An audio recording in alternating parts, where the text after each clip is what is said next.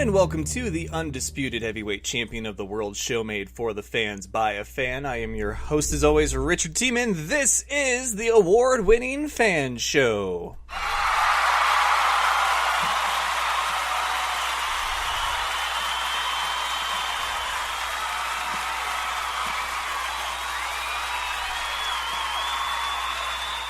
Thank you all for joining me on this Wednesday evening. It's Mick Foley Day here in Spokane. In case you missed it, Mick Foley was on the show last week. Was a fantastic interview. Definitely got a chance to get to know the man behind the mask. Vince made him cover his face so that he could be, I guess, marketable.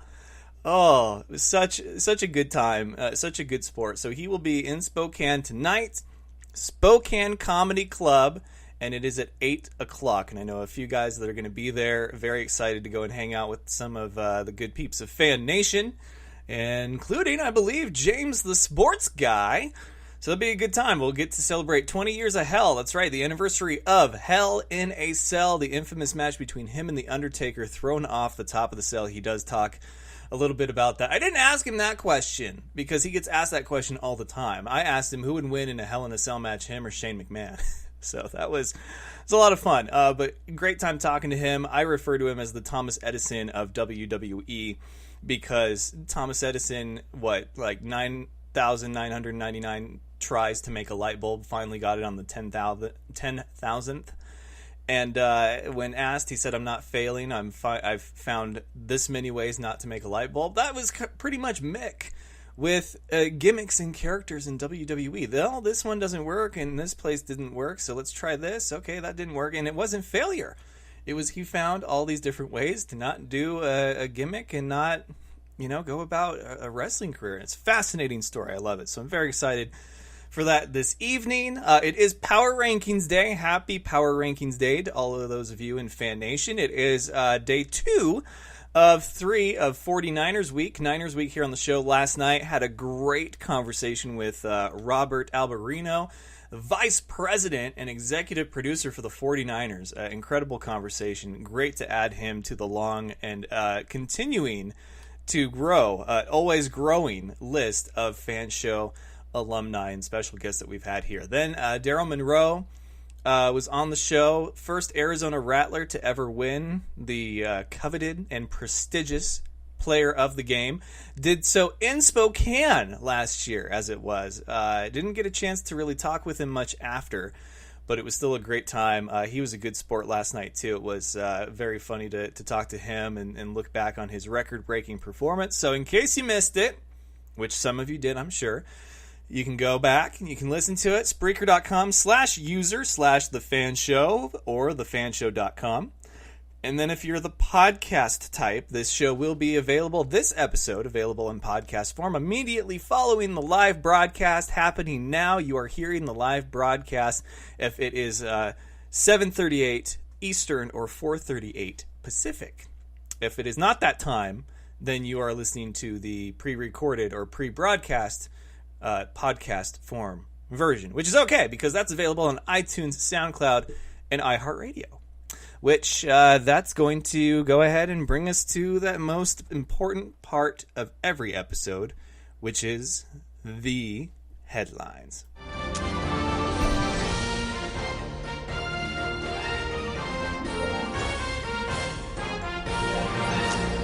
And headlines, once again, all month long, are brought to you by Dynamite Enterprises. They are your one-stop shop for anything customized, from custom apparel, screen printing, embroidery, stickers, banners, trophies, and pretty much any item that you can imagine that you want to slap your logo on or your artwork on. Dynamite Enterprises is the place to do it. Pens, coasters, even foam fingers, which I love that idea. I cannot wait if I can make that idea happen. They did some shirts for me. They look fantastic. Cannot wait to get my hands on them and give them out to some very special people, some very important members of Fan Nation. So it'll be a good time. But you can visit dynamiteenterprises.com, and they are going to take care of you and all of your printing and embroidery and just all around logo needs. Ethan's the guy responsible for it. He's kind of a badass. Well, he is a badass. I'm not going to say kind of. And he's going to hook you up. So just say, hey, heard you on the F.A.N show. And he's going to take it from there. So, Dynamite Enterprises, your one-stop shop for anything customized. So the headlines are that we are in sort of the, we're in the draft wake, right? We're in post-draft mode. All signs point to OTAs, minicamp, training camp, preseason, and then, oh my God, before you know it, the actual season for the NFL. And they've done it perfectly, right? Like, the NFL is such a savvy business, and I don't know if this all goes to Roger Goodell, but no one gets booed quite like Roger Goodell. In fact, I wonder, if you were to have Roman Reigns and Roger Goodell in a ring together, who gets booed more? Who gets booed louder? I mean, he's reached that level of hate. Vince McMahon will get booed, but at the end of the day, people realize that he's a character, or that he is playing Vince, the Mr. McMahon character, right?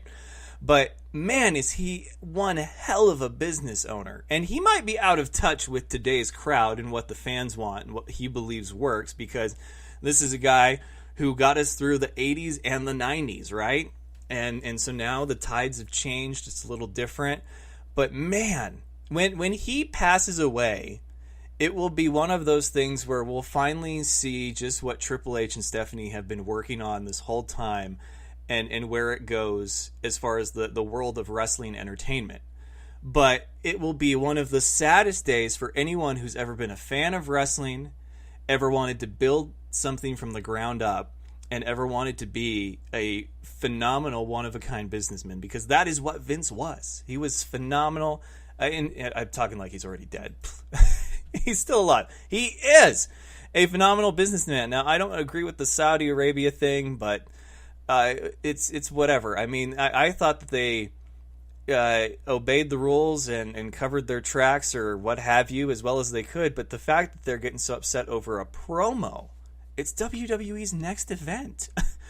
It's baffling. So draft grades are out right now. They're doing the NFL's top 100, which I think, other than the draft and other than the combine, it's probably got to be like my top 3 least favorite thing that the NFL does. Because, one, you're never going to get everybody to agree on rankings, okay? But once you sidestep that particular aspect, it's the fact that even their rankings to the average fan doesn't make any sense.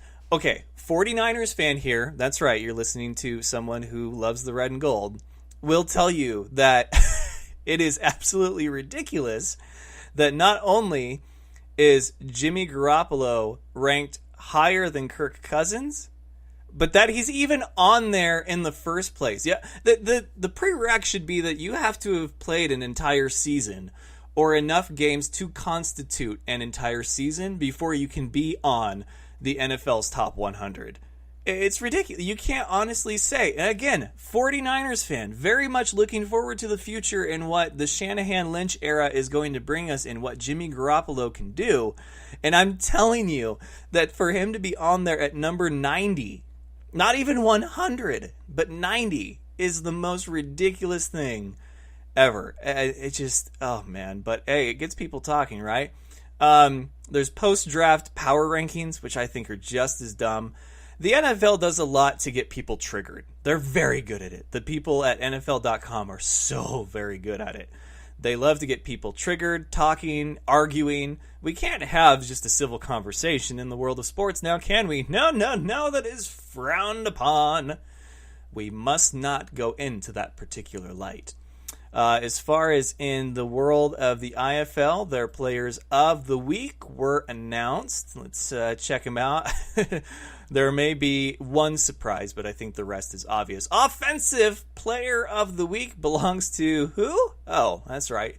Daryl Monroe, the man with the record-breaking performance in the Arizona Rattlers' big 300th win. And then Iowa, Barnstormers defensive back, Bryce Enyard, my man, he got the Defensive Player of the Week nod. And then another Arizona member, Mr. Epps, got it for special teams for kick returning. So congratulations to those fine young men. Desmond Epps, there we go. I don't know why I couldn't think of the first name. Desmond Epps, special teams player. This week we've got a few, matchups. In fact, all 6 teams are playing, thank God. Iowa at Sioux Falls, that'll be a great game. Nebraska at Green Bay, that should be another great game. And then the rematch, quick turnaround, Arizona at Cedar Rapids. That should, I don't know if you can live up to what they've already done. Like, that might be like the game of the year, right? 84-83 final score. But we'll see. We get round 2 back-to-back. So hopefully Arizona travels well. Daryl Monroe last night was great to talk to, and his thoughts on the season and everything so far. So with that, we are going to go ahead and go to the first commercial break. 2 guests tonight. Connor Ferguson, of course, to talk power rankings. And then we have 49er Mark continuing with Niners Week here on the Fan Show. Post-draft, everything that we thought we wanted to know about the 49ers. And we'll see what 49er Mark has to say. He's a 49er super fan. I met him when I was at the only time I've been to Levi's so far, and he's a good dude. So we'll be right back with more of the Fan Show after this. This is The Sheet. Gets me all revved up. My face is now red. My ears are just freaking boiling. He's so raw that Sky hates him. Yeah, he had 51 touchdowns. 4,900 total yards. I know y'all like that, but I got to run. And only in Alabama that could happen, I have to say. They're so good, man. They would win the Big Ten if they were in the Big Ten. You could be doing something vision-based in front of you and reach down and grab a handful of insane goodness. Give it to him. Kudos. I'm clapping like a golfer. Very good, Johnny. I'm proud of you. Wow. You guys agree on something again? I'm very impressed. You ever had a bad week? Just you walk outside, step in a puddle, like right when you walk outside. I mean, how does a puddle right outside the house? Or you stand on the curb and somebody drives by and splashes water up on you? Or it's just raining on you, not anyone else? I will tell you, before you go any further, I cannot hear Chad when he speaks. Good. You're listening to The Sheet, man. I don't really know what we're doing. Every Saturday morning, 8 to 10 a.m. right here on WBLZ Sports. Whether it be your industrial, commercial, or residential needs, Gen Service is the electrical contractor for you. The Gen Service team has the expertise, commitment, and educational years to help you solve all your electrical concerns. They have you in their best interest with helpful suggestions to accommodate your every want. Give them a call, no matter the size of the job, at 740-438-7173. Mention WBLZ Sports, and you'll get a discount. That's Gen Service, 740-438-7173. This is Nick Ciccarelli, the mad scientist of sports. Join me and Dr. D, Derek Jones, live every Saturday night, 10 p.m. Eastern Time, 7 p.m. Pacific, for the Mad Scientist Sports Lab. The big intellects, the experiments on the chalkboard, and the guest subjects will be rolling in. Mad Scientist Sports Lab, only on WBLZ Sports, where we got balls. Doug Peffer Painting and Pressure Washing. He has over 30 years of painting experience. He's interior, exterior, commercial or residential. Doug Peffer covers it all. Is your house looking ugh? Well, call on Doug. Doug Peffer Painting and Pressure Washing. 404-966-3361. Mention WBLZ Sports and get a special We've Got Balls discount. That's Doug Peffer Painting and Pressure Washing. 404-966-3361. Check out Thursday Night Tailgate, where NFL legends live on. We bring you 5 NFL legends every week, sharing their stories and insights, plus our spotlight on the positive. Hear which players are doing great things in their communities. Now on WBLZ Sports Talk Radio and WBLZSports.com.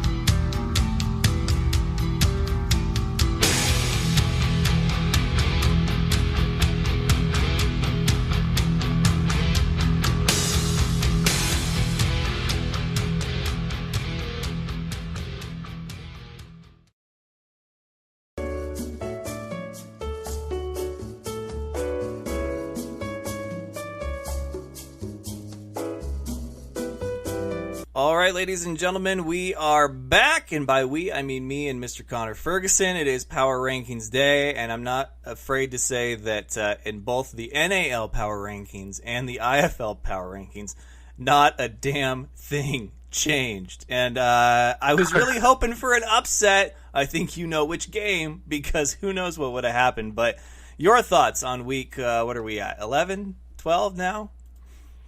So me and Barnstormer's GM, John Pettit, watched the Cedar Rapids, Arizona game after Iowa's game ended late on Saturday night. And that's one of the best comebacks, one of the best games I've ever seen. Cedar Rapids, man, either kick the field goal or, don't pass on fourth down. That was terrible, just terrible play calling. That cost you the game, too.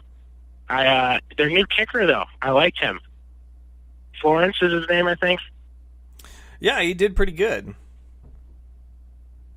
Yeah, he, made most of his kicks. He missed one, which ultimately came back to bite him at the end. I think it hit the post. It was their, second to last touchdown or second to last possession, and he missed it and hit the post, and it would have been a 9-point game had they made that field goal and not 8. So, yeah, it's the little things, right?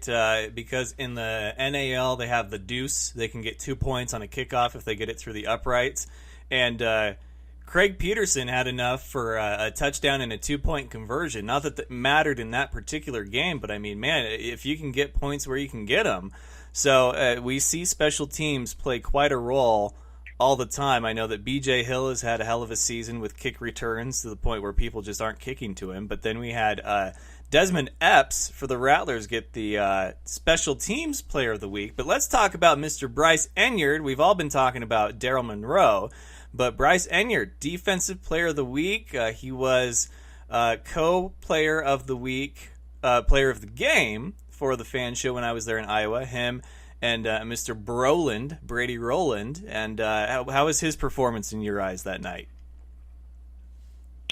Brady was great. He made consistent catches again. It's week after week with him. You're not going to see many games where he doesn't get the ball. As for Bryce, that guy is just out of this world, just complete ball hawk. Every week he seems to get 1 or 2 interceptions and leads the league, I think, by 3 right now is the next closest guy. He's just had a phenomenal season. I wouldn't be surprised to see him get picked up by someone for a late edition. Yeah, and I think that the Barnstormers are really starting to hit their stride at a good time, too. Now, they have a tough test coming up against Sioux Falls, which we say that every time they play Sioux Falls. But, how else do you describe it? It's the one team that they can't seem to beat right now, and they're going to need to beat them, whether it's, in the postseason to get to the championship or in the championship itself. For so long, it would be, it's either going to be us or them in the championship. This year very well could be, depending on how the format plays out with the new 6-team league. It could be very well those two teams in the championship. What are your thoughts on the matchup that we have this week, Iowa on the road against Sioux Falls? Well, if you want to go to the championship, you got to find a way to beat Sioux Falls at some point. So 0-10 for Iowa in their franchise history against them, and I think that needs to hold some weight on the shoulders. All the players over there, you'll get post-game quotes, and I'll ask them about Sioux Falls, and they'll say it's just another game. They take it 1 week at a time. They want to go 1-0. It's not that they don't want to win the game, but they don't say that game's bigger than all the rest. But I think this is the biggest game Iowa will play all season. This is if they win, that's going to be a momentum changer, and that's going to launch them in the clear, direct path. It reminds me of Wichita Falls last year on the road for Iowa. That Ken Shawn, I think their kicker last year, hit a game winner late in that one. So it reminds me just of that game in turning momentum, and I think that was part of a 9-game win streak or something. So, yeah, and if they can find a way to do that, that would be huge for them. Oh, absolutely. Have you talked much with Wooten lately? I have talked with him just Saturday night. Yeah, how's he doing? How's he? I think he's going meat free for a month or something. He's doing some crazy diet thing, and I think he's crazy. I haven't talked to him about the diet yet. Did you, he was wearing a cool shirt that his sister made him, though.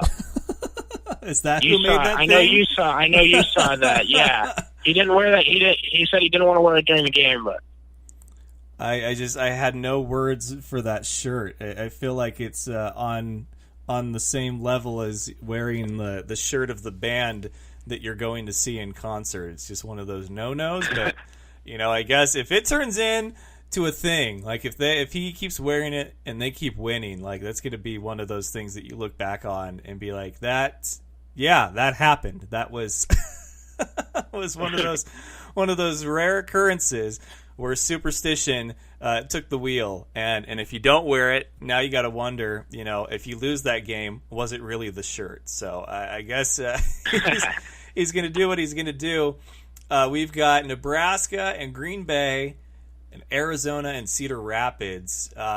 Quick turnaround for those two teams, but do you think that was a fluke game that we saw, 84-83, and for Cedar Rapids to be ahead for so long, or are we in for maybe a repeat performance this week in Cedar Rapids? It's I don't want to come out and just say it was a fluke game, but like all signs point to that. Cedar Rapids could have just as well gotten like really good. Signed a few guys. I think it was number 3. I think Wade was his last name. It was on the YouTube stream on like a small phone, so we could barely see it. But I think Wade had a really good game. I was really impressed by him at wideout for Cedar Rapids. So we'll see what happens. Cedar Rapids at home. I don't know how well they'll promote that game, or if there'll be if there's going to be a lot of fans there or not. But hopefully that's a sign of things to come for them, because that would have been, and probably should have been, a really big win.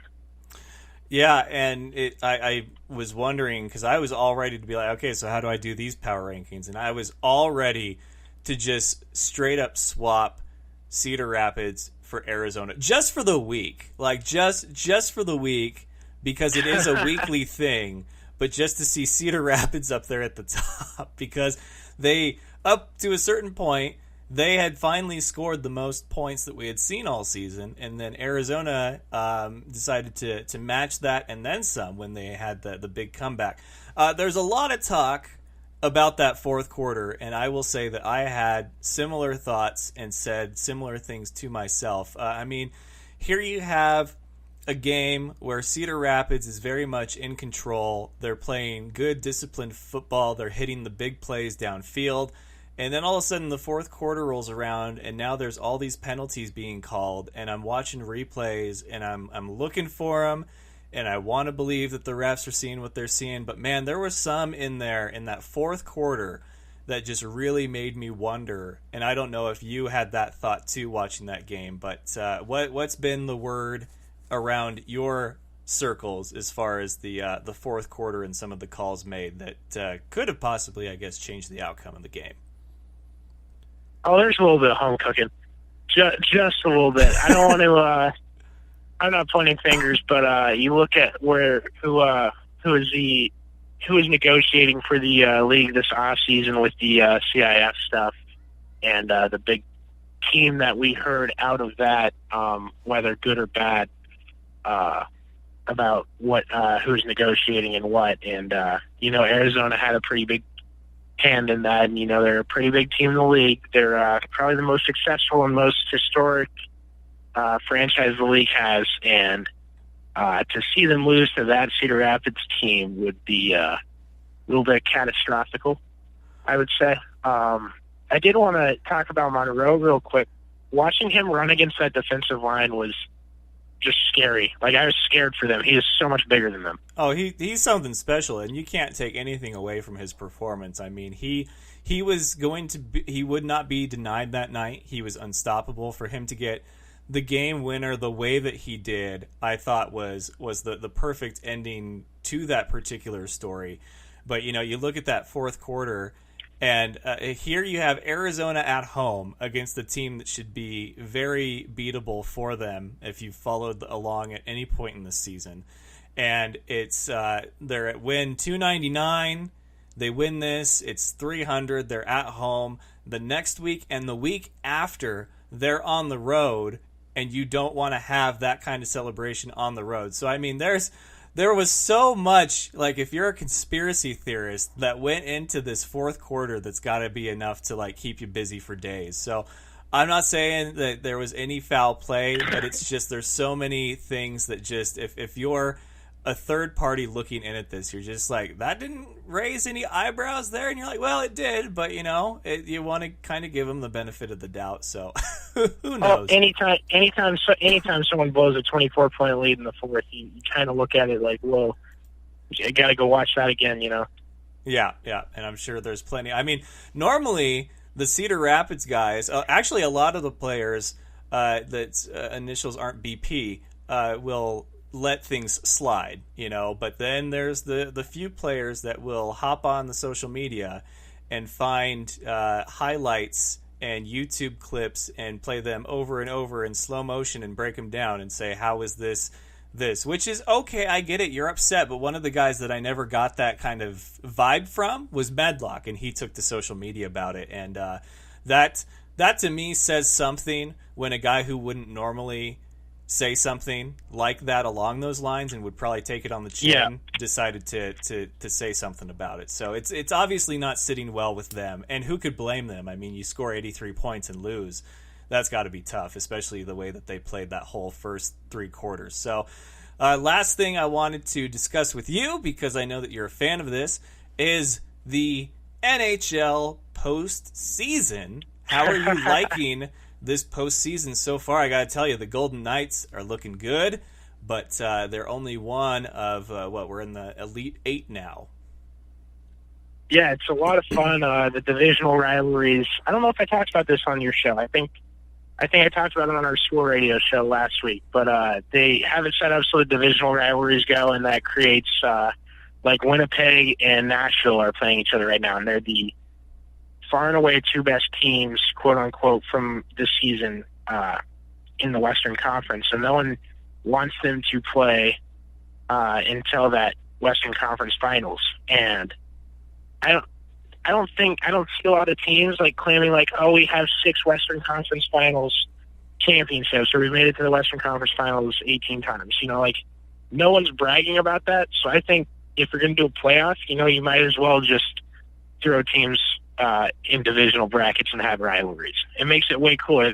Watching the Pens and Caps every single year, like, maybe it'll get boring at some point, but right now I'm really enjoying it.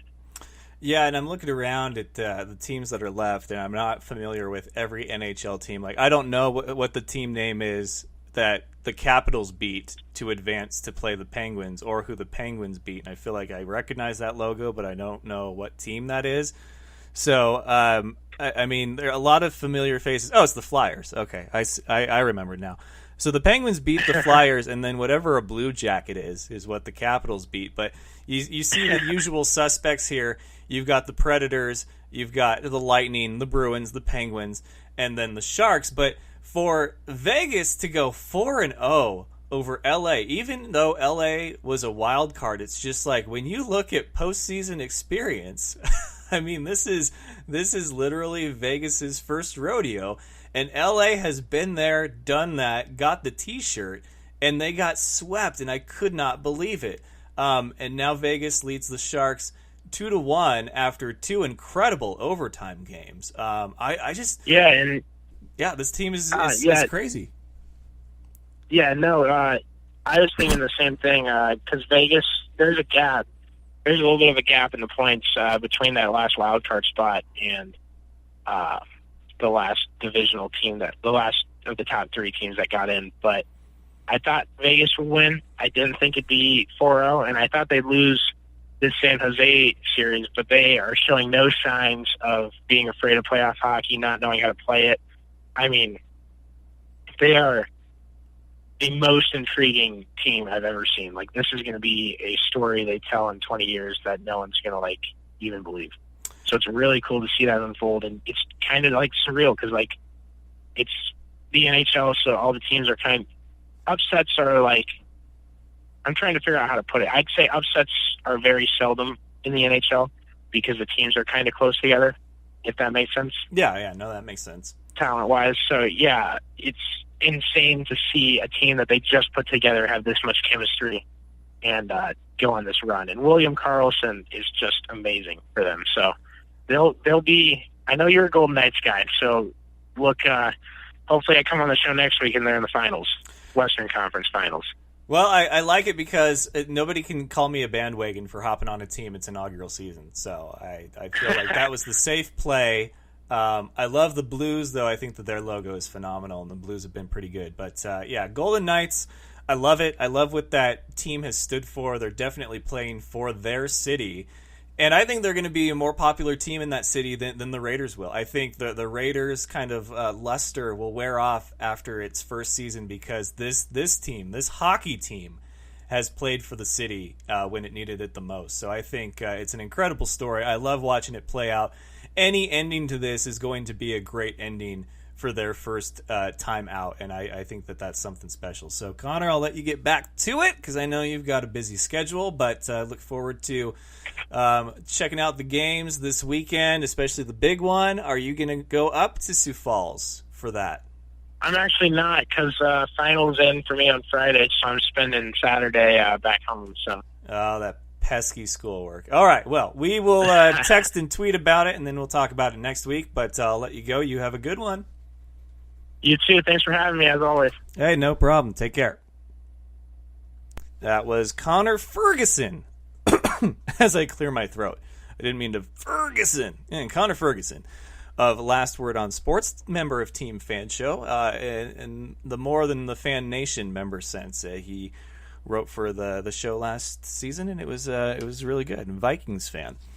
So, if you're interested in co-working, which some of you may be, especially in the Spokane area, let me tell you about Praxis. You guys remember when the Fan Show went from the undisputed heavyweight champion of the world show made for the fans by the fan to the award-winning undisputed heavyweight champion of the world show made for fans by a fan? Yeah, that was due to Praxis, who is a co-working specialist, if I may be so bold as to say, that they hosted this event to bring entrepreneurs together. And it was a great time. I remember talking about it with you guys on the show leading up to the event, asking you to please go vote for the show, and you did. And you guys spoke and were heard. The Fan Show came back with Best Media. And this awards, the whole thing put on by Praxis because they are Spokane's new co-working space. And in this space, they value diversity, inclusion, and a sense of community. At Praxis, they celebrate entrepreneurs, which is why they put on the awards show. They collaborate together. They help each other create the best work of our lives. Located in downtown Spokane on 157th South Howard Street in Spokane, they have a lovely space, and they are offering month-to-month memberships or discounted memberships for longer-term commitments, starting at $275 a month. A membership to Praxis includes a personal desk, access to all business and recreation amenities, a key, Wi-Fi, and use of the private rooms as they are available. There are no hidden fees, no conference room fees, and no limited amount of minutes you can spend in certain areas. $275 gets you everything that Praxis has to offer. The perks, simple. High-speed internet, printing, conference room, secure floor, recreational area, 24-hour access, a kitchenette, personal desk, security and video surveillance, a mailbox, monthly and weekly events, and no lease. So you guys need to contact Praxis if you're in the Spokane area. Take advantage of this because they are good people. And you know when I say somebody is good people, I mean they are good people. 509-220-0817. Robbie Anthony, fantastic individual. Contact Robbie at praxiscoworking.com. Visit praxiscoworking.com. Be yourself at work through Praxis Co-working, located downtown Spokane. And that will take us to guest number 2. We'll be right back with more of the Fan Show after this. You're listening to the Fan Show, your home for all things football and nonsense. My special guest tonight, Farouk. Farouk, welcome. He's no expert, but here's the thing. Football and nonsense is what he brings. Sports talk with a twist. It's the Fan Show. Do you know him as Kevin from the League? It is none other than very funny Steve Ranazzisi. 99% of the population doesn't know who I am, but the 1% do. They yell and scream inappropriate things at me in public. Kyle Ray. Kyle, welcome. And I was like, wow, I think we just saw the whole Super Bowl, Phyllis. It's like that scene in The Simpsons, like, why rent the movie? I just saw the best part. Funny man Brad Williams. Yeah, I'm here. No, I flew in just for your podcast. I've heard about this podcast. I've heard it's fantastic. It's Mac and Farva, but they are my special guests tonight. Steve Lemmy, Kevin Heffernan. I was in Mexico for 10 weeks in a Speedo. Like, that was me going to work. I was putting on a Speedo.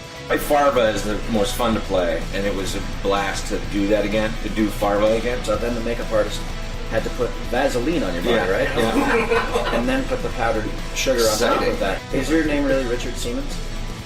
Listen live every Tuesday, Wednesday, and Thursday night on Spreaker.com or subscribe to the podcast on iTunes and SoundCloud.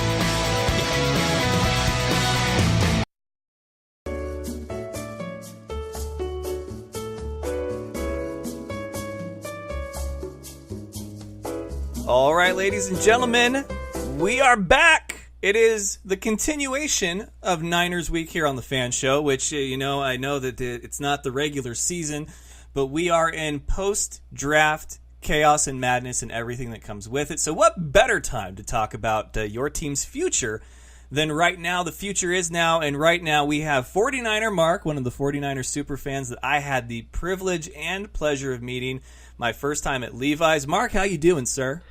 I'm doing really well, Rich, and how about yourself? I'm doing great. The future looks bright. Of course, that could all change, week 5, 6, 7 in the season, maybe even week 1. But right now, I'm very excited. I talked to Robert Alberino last night about the draft class. We were very optimistic because I'm a fan of under-the-radar drafts. I don't want all the spotlight on taking the QB first round and having all the attention on him, and is he going to bust or break out? We've got our guy. Now we need to add the other pieces to the puzzle, and I think Shanahan and Lynch have done a slam dunk of a job managing and running this team. What are your thoughts after a first year of the Lynch-Shanahan era?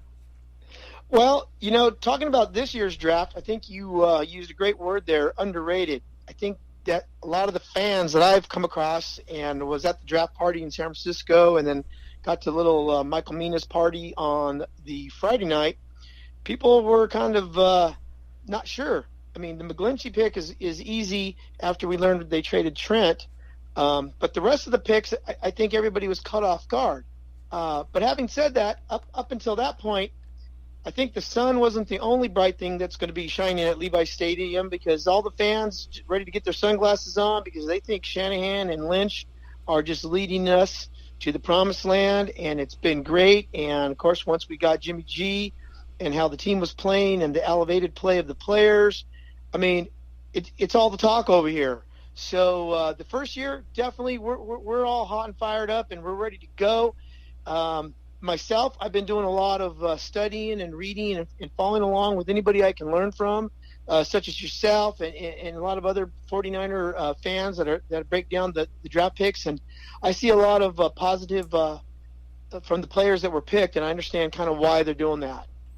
Yeah, and I mean, we won't see the fruit of this labor until, of course, kickoff comes around. I mean, these guys going from one level to the next without any kind of buffer or development. I mean, we have to take them for what they're worth at the college level and hope that they can make the transition seamlessly to the pros. And I think that Lynch has been a fantastic spokesperson for that.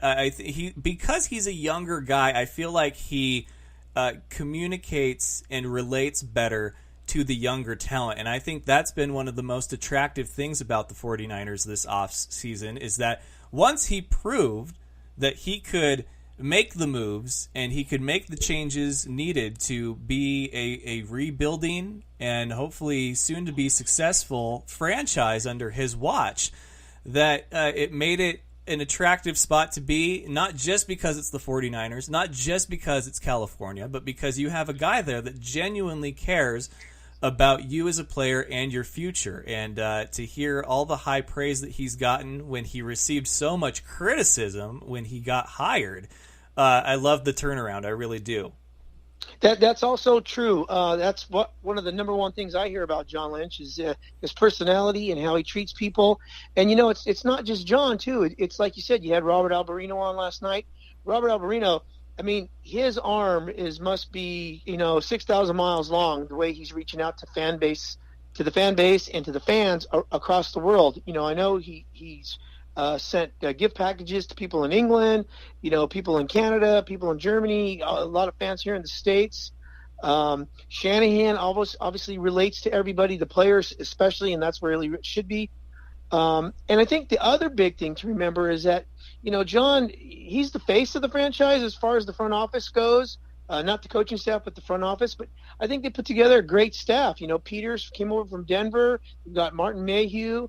And whoever else is in that building helping them out, they're doing a fantastic job. Yeah, and, there was a lot of people, especially media people, that were so critical of the John Lynch hiring. I remember seeing some tweets from people that are up in that press box, and I'm up here in Spokane, Washington, and they're talking about, so the one thing that we needed was a quarterback, and we just hired a guy as GM who's got zero experience. And I'm like, maybe we should give the guy a chance, because it's the ones that you least expect that can surprise you the most. And I'm not saying that the bar was set unreasonably low for Lynch and that's why he's doing so well. I think the bar was set realistically high for him, and he's done so well to meet that and then exceed expectations. Year 2 will be a very telling story for John Lynch, but I think it's a challenge that he's clearly up for. Agreed. I mean, I probably had a capital WTF when he was announced as the GM. But that's it, and it's the integration of him and Shanahan and how they work together, and how they talk, and how you hear them complement each other, and how they have their own give and take. I mean, I think you see it when they do a lot of interviews when they're both sitting there. John will be the one that does a lot of the talking. And then Shanahan comes in and plugs the holes with the distinct message of what's really going on from the football perspective.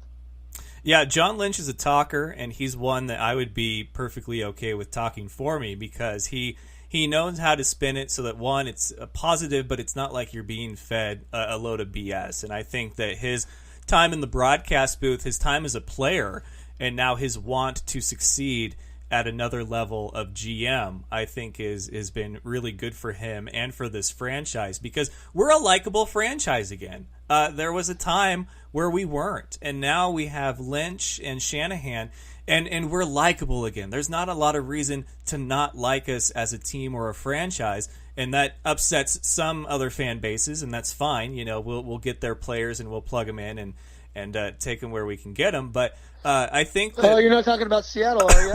Of course not. I would never take personal shots like that on my show of another team.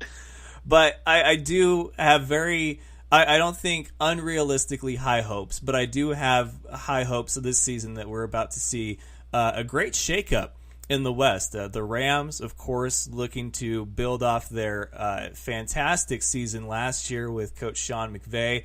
They have Goff. They've added a lot of big pieces.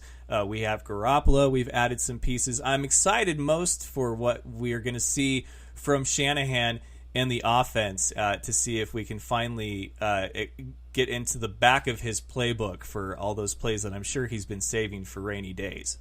Well, funny enough, when you talk and you say that kind of stuff, I think that as we as fans learn what's going on with Shanahan and his scheme, one of the things that we actually had to look at was use check.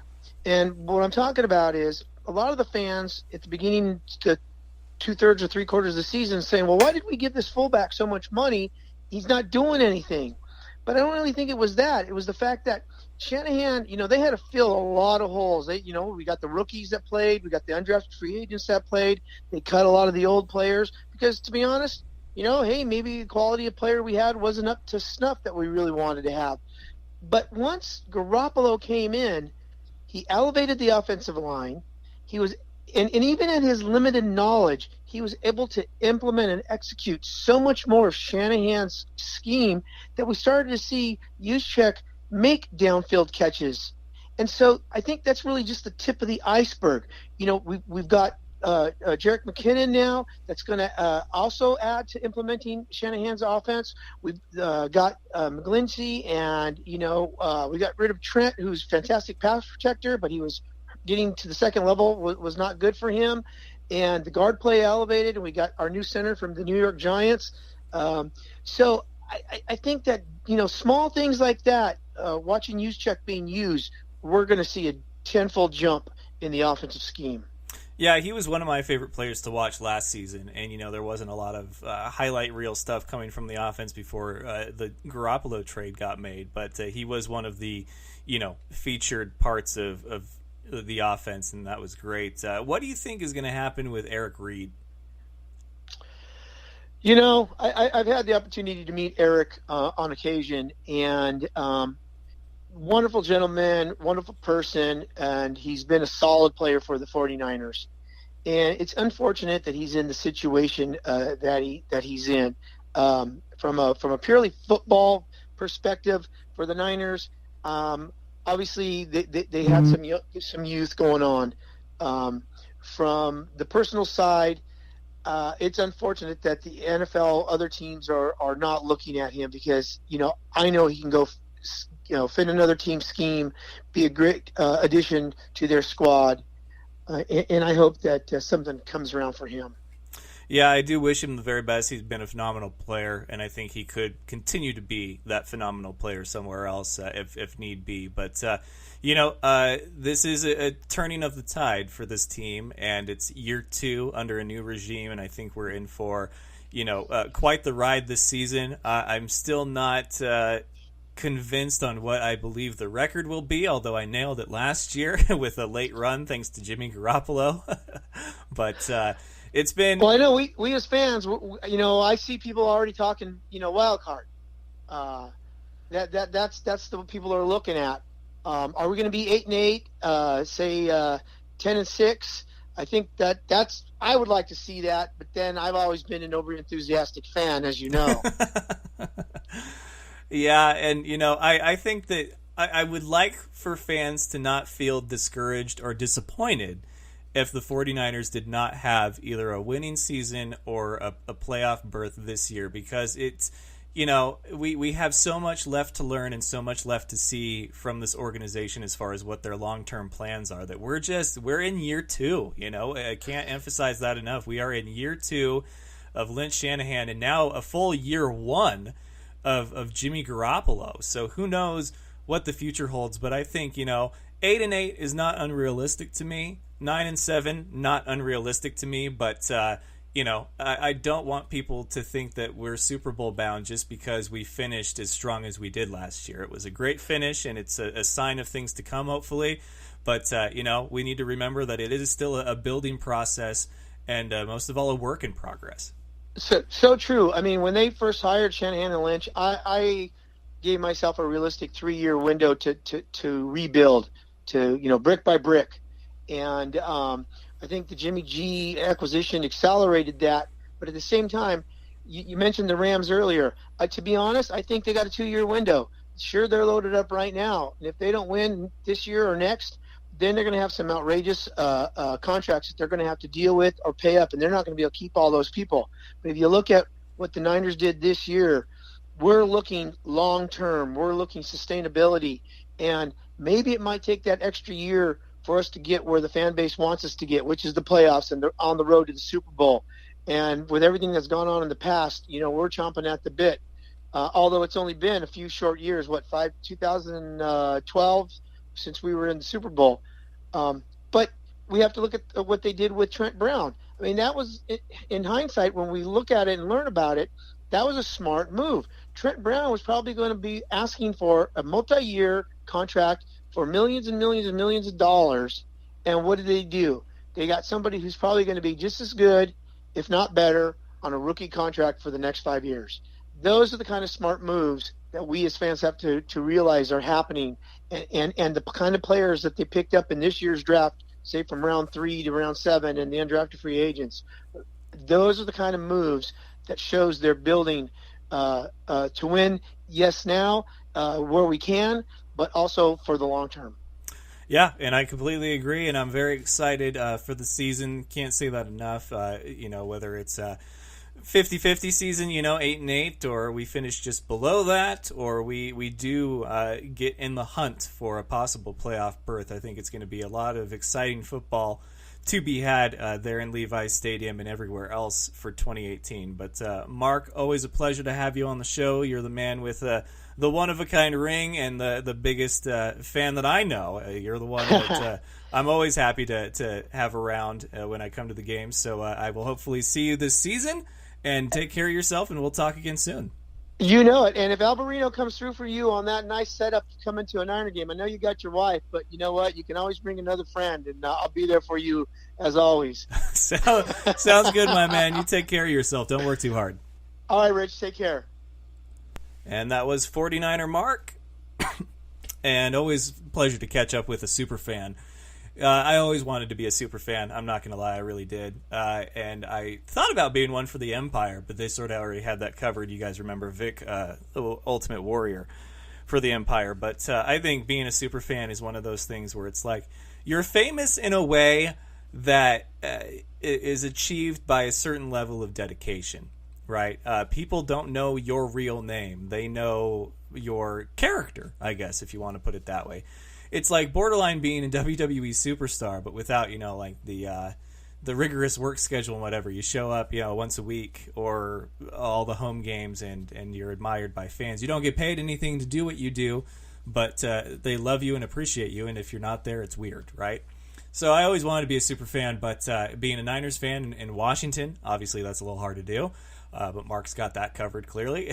And then I got into media when the Empire rolled around. So I think it's been a good gig. Everybody wins, So with that, want to remind you all to go and check out Undisputed Belts, your source for all your belt making needs. Those are the guys that are going to take care of you. Let them know that the Fan Show sent you. They will hook you up with a custom belt that your heart so desires. Or you can choose one of their pre-made designs for your belt needs, whether it's fantasy football, fantasy sports of any kind, work competition, or even a sibling rivalry. They will make you the belt that you need for your special occasion. UndisputedBelts.com. Follow them on social media at UndisputedBelts for all the major platforms: Twitter, Facebook, and Instagram. Those are my guys, and that's going to do it for this Wednesday edition of The Fan Show. I got Mick Foley coming up in a few hours. Not on the show. You can catch that episode from before. Don't forget, if you missed any of tonight's episode, you can catch a full replay tomorrow on WBLZ Sports, and then, of course, on demand, iTunes, SoundCloud, iHeartRadio. Go and subscribe. Give us a like. Give us a follow. The Fan Show loves you out there in Fan Nation. Thank you for listening. So until next time, ladies and gentlemen, we'll be back tomorrow night. Same new Fan Show time, but same old Fan Show place. It is 7:30 Eastern, 4:30 Pacific. For about an hour, we've got you covered on football and nonsense. Best of luck to you and yours. Go Niners! And remember, it's all fun and games until you butt fumble. Good night, folks! Do you remember the time that Mark Sanchez ran into his player's butt? That was funny sports. Thank you for having me on the show, man. I love the Fan Show.